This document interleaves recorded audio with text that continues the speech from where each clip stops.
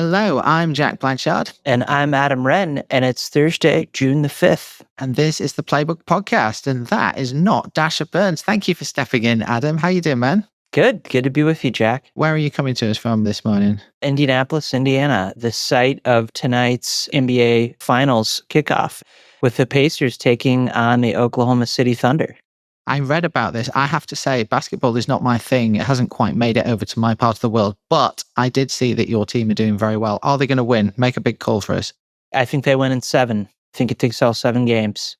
Exciting. Good. Get our money's worth. All right. Good for you. Let's get on with it. We've got loads and loads of news happening at the moment. 3 big things for you this morning. There was a late night flurry of activity from Donald Trump last night, Adam. A load of big announcements that are making headlines all over the place. We'll get into them in a minute on the podcast. My big question is, was this just a plan to distract us from Elon Musk row? I think an improvised plan are the key words here, but certainly you don't have to announce a travel ban on 12 countries at 9:27 p.m. on a Wednesday night. Indeed. All right. Well, we'll get into the travel bans and the Biden inquiries and indeed the row with Elon Musk in just a moment. The second big story driving the day today, the new German Chancellor, Friedrich Merz, is in town today and he's going to take his turn on the sort of White House rodeo after lunchtime. We're going to get that whole Oval Office showpiece moment that we've seen with so many world leaders now, where they sit around and Trump either makes nice chit chat with them or he ambushes them, as we've seen once or twice with the leaders of Ukraine and South Africa. These are always entertaining to watch. And it's an interesting one, this, just because Merz is new. He was only elected in February. Obviously, Germany remains one of the world's biggest economies. He's the leader of the CDU. That's the centre-right party that Angela Merkel used to lead. But unlike Merkel, I think he might get on okay with Donald Trump. I was thinking about this before we came on this morning, and I'm like, well, Friedrich Merz, he's quite old. He's nearly 70. He's used to work in business a lot. He's rich. He likes planes. He doesn't like immigration. I reckon him and Donald Trump are going to get on like a house on fire. What do you reckon, Adam? It doesn't take much. It doesn't take that many different points of contact for Trump to find something he likes about one of his meeting partners.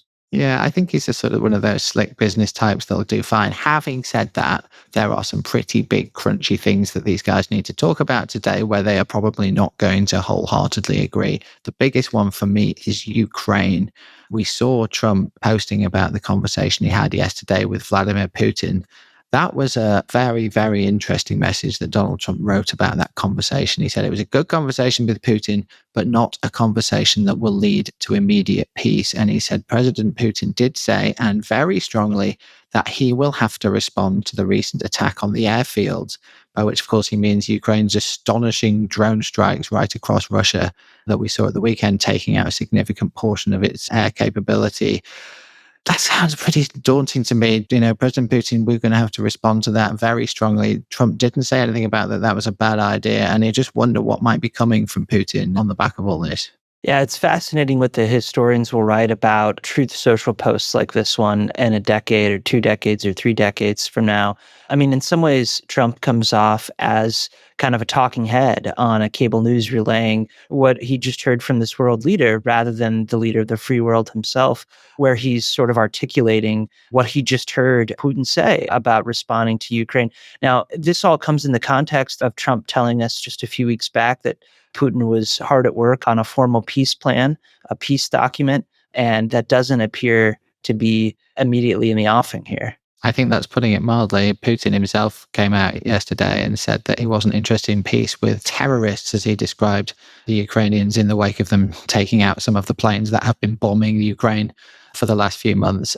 Typically in that situation, a president, or if it had been the leader of the UK or another ally of Ukraine, would come out and say, Putin said this. I made it absolutely clear to him that it is completely unacceptable. We won't stand for any of the sort of violence. The violence has got to stop. He needs to stop the bombing. There was none of that from Trump yesterday. There was just relaying what he was told. And it sounds a bit like Putin calling him up and saying, just so you know, I'm going to go hard on this. And Trump doesn't appear to have pushed back, or at least he hasn't told us that he has. So he's going to get asked about that in the Oval Office today. Merz is going to get asked about that in the Oval Office today. They're going to be sat next to each other. Merz is very, very, very pro-Ukraine. He's very unnerved by the way that America under Trump has talked about European security. And it's hard to see the maligning, you know, in that moment when the journalists ask them about it. You know, we may see some conflict there, I think. The other thing that we will all be watching for when Trump appears in the Oval Office with Merz is the questions that are bound to come to him about Elon Musk, right? Which takes us on to the main thing we want to talk about this morning. Trump, very unusually for him, has not done very much media this week at all. He hasn't had the opportunity to answer direct questions about Elon Musk and what Elon Musk has been saying about his big, beautiful bill, as he likes to call it. That is going to happen today. We're going to get Trump's response, and that is going to be a very interesting moment because it won't just be one question. There'll be a few questions, and they'll try and needle him, and we should get a sense of, is Donald Trump pissed, basically? Is he pissed, or is he like, it's fine, it's Elon, this is what we expected, it's not a problem? Now, you, Adam, and Dasha did a lot of reporting on this earlier in the week. What's your best sense of how the White House is feeling, how Donald Trump is feeling about Elon Musk, who continues to post nasty things about his big, beautiful bill, even as we're putting this podcast out? They are clearly perturbed here about how Elon has turned on the big, beautiful bill. Mike Johnson in the House, John Thune in the Senate. But what's interesting to me here is some commentators are describing this as a, quote, heel turn by Elon Musk, the professional wrestling turn. But in actuality, this is actually a return to Elon, the businessman. The break was Elon delving so far to the right during the election last year and going so all in for Donald Trump's election. And this is a return to the mean where he's focused on his business and how the big, beautiful bill impacts Tesla, impacts SpaceX. You know, he made a business bet on Donald Trump, and the big, beautiful bill is not delivering to his bottom line the way that he hoped it would. I think that's a really good point. And I do wonder if it's a return to the mean, as you nicely put it, for Elon. Maybe he also wants it to be seen that way because we know how damaging it's been, particularly for Tesla, for Elon to have aligned himself so closely with one side of the political argument in America. We've seen what it's done to Tesla's sales. Its core audience often used to be like liberal, coastal, elite sort of people, right? People in Europe who like the idea of those cars. A lot of those people are not impressed with Elon Musk. So it probably suits him to be seen to be reverting to the mean in that way and hoping that maybe people will forget about all that change or stuff and return slightly more to normal Elon, if there is such a thing as normal Elon. The other thing about it that makes me think that the White House, as you say, is perturbed is this flurry of activity last night. And that is leading a lot of the headlines this morning, and rightly so, because some of this is pretty big stuff that Donald Trump was doing last night. And if it wasn't big, it was noisy stuff, if I can put it that way, and certainly drawing in headlines. Let's go through it one by one. Travel ban. It's like 2017 all over again, right? Donald Trump announces a travel ban on people coming into the US from 12 different countries. And then another 7 countries he listed got partial bans.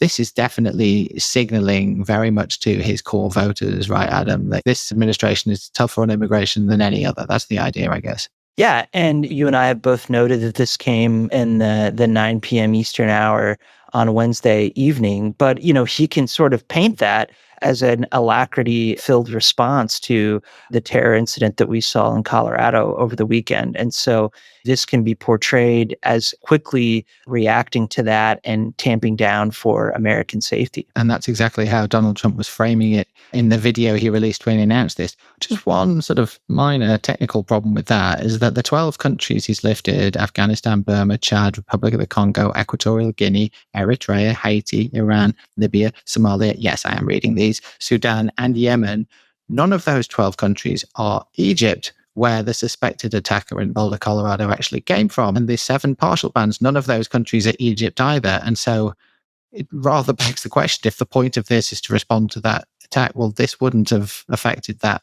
at all. But nevertheless, the messaging is clear, right?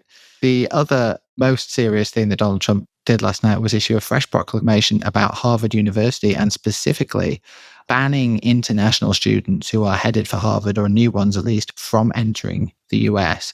That's a really big deal. Now, Trump tried to do this in a different way a week or so ago. He tried to do a different method to ban Harvard from taking on foreign students. It was blocked almost immediately by a judge. And so what we've seen last night, Adam, is a fresh attempt to achieve the same goal, which is to choke off this big source of revenue and talent coming into Harvard. Yeah, I think, Jack, that Donald Trump at the end of the day is really good at making villains out of political targets who lack political support across the parts of the country that moved in Donald Trump's direction last November. And Harvard, for all of its storied quality as an institution of higher learning, is not exactly this popular place. It's seen as distant, elite, the ivory tower. And so, his continued battle here, he doesn't think he's losing anything politically by singling out Harvard like this. Although we are starting to see headlines splash across the major American newspapers that for the first time in a long, long time, that sciences and foreign nationals who come to the United States to build their career in the sciences and who end up making America home, the people who create innovations, that's sort of turning on a dime and stopping under President Trump right now in a way that could affect us for generations to come. Harvard, of course, has also committed the cardinal sin of fighting back. It has not rolled over and died in the way that, say, Columbia is seen to have done when it was put under similar pressure by the Trump administration, quickly cut a deal, agreed to all sorts of things that you would never have dreamed you'd see a university agreeing to under political pressure in this country. Harvard very much like, no, hired some big, expensive, well-known in DC lawyers to fight back on every front. And I'm sure they'll be fighting back against this as well. The question is, can you win a power struggle with the president of the United States and one who is as prepared to use brute force as regularly as this one?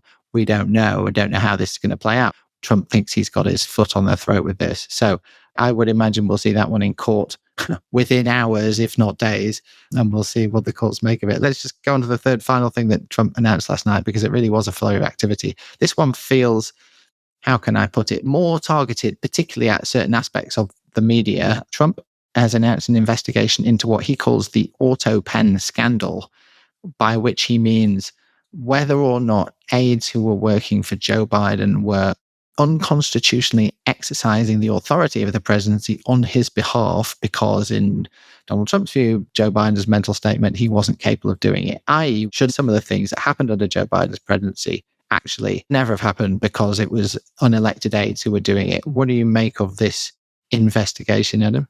Well, we do know that Donald Trump, of all the media institutions that proliferate across the United States, he pays particular attention to the New York Times. And of course, this week we learned that the book Original Sin by Jake Tapper and Alec Thompson, which looks into this quote unquote scandal of Biden governing and deciding to run for re-election amid what they say is cognitive decline. We know that that book reached for the second time this week, #1 on the New York Times bestseller list. And so this seems like a policy move that's really designed to draft off of the news cycle. That's why we're hearing about this now. I mean, there's no particular other reason. I would imagine it will get wall-to-wall coverage on his own favorite network TV station today. Sometimes with these things, there's a big announcement and then not very much happens. But I don't know, maybe not in this case. We'll see. And we always like to end the show on something a little bit lighter from the Playbook newsletter, Adam. A story that broke yesterday that is still being talked about this morning and rather had some jaws dropping, shall we say, in Democrat circles related to Joe Biden. Just talk us through this one. Yeah, so Karine Jean-Pierre, former President Biden's former press secretary, has announced that she's going to become an independent and has a book coming out about what's broken about the two-party system. This is something that has a lot of tongues wagging across Washington, D.C. and beyond. Our colleague Eli Stokel's reported about it, and it's essentially said that this has detonated her long simmering grievances among her former White House colleagues.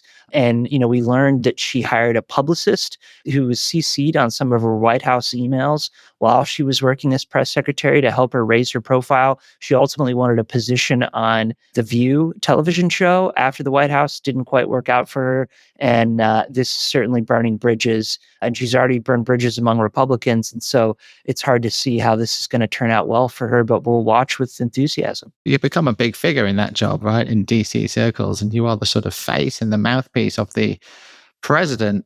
To sort of turn around a few months later and go, yeah, actually, I'm not even in that party anymore and I've got a book to sell. It's not surprising, some of the quotes we're seeing in these stories. Everyone thinks this is a grift, one of them says.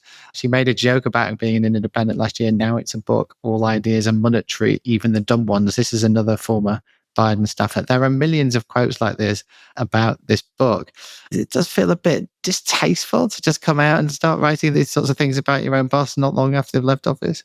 If it's distasteful, then Washington, D.C. is the most distasteful town in the world. I mean, the practice of the kiss and tell all memoir is a tale as old as time in this city. Yeah, I think you've pretty much summed up Washington to a T. All right, Adam, that was great. Thanks so much for that. Thanks all for listening to today's show. We've got much more news and analysis, as always, in today's Playbook newsletter, which you can find at politico.com/playbook. We'll be back tomorrow. Have a great Thursday.